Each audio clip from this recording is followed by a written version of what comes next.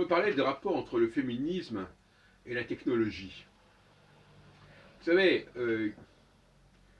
les mouvements de population sont souvent liés à des envahisseurs qui créent un reflux. Comme les envahisseurs qui sont venus de l'Est ont généré un reflux vers l'Ouest. On pense aux Huns, on pense à Attila, on pense à toutes sortes d'envahisseurs, avec des exodes. Un des exodes les plus connus, c'est évidemment celui de 1940. Enfin, ça c'est très relatif. Et il y a aussi des envahissements, non pas horizontaux, mais verticaux.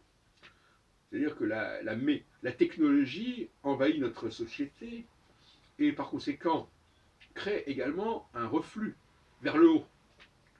Hein. Et ce reflux vers le haut, cet exode vers le haut, c'est celui des femmes en fait. Les femmes qui sont concurrencées par les machines, par les ordinateurs notamment, par tout un ensemble de technologies, elles se retrouvent sans travail. Et donc, elles sont obligées de mordre sur ce qui était attribué aux hommes.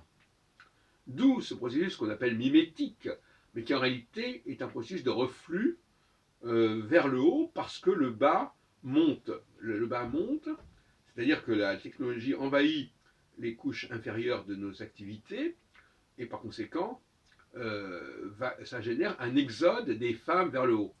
Et ça, c'est pas nouveau, mais il est évident qu'on ne le dit pas suffisamment.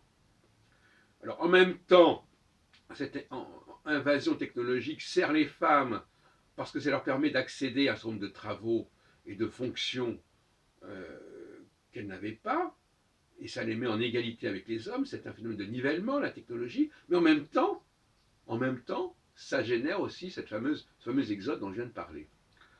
Et je crois qu'il faut être absolument conscient de ce phénomène, des rapports entre technologie et féminisme, révolution industrielle et féminisme. Les femmes sont portées par la machine et en même temps, elles sont refoulées par la machine.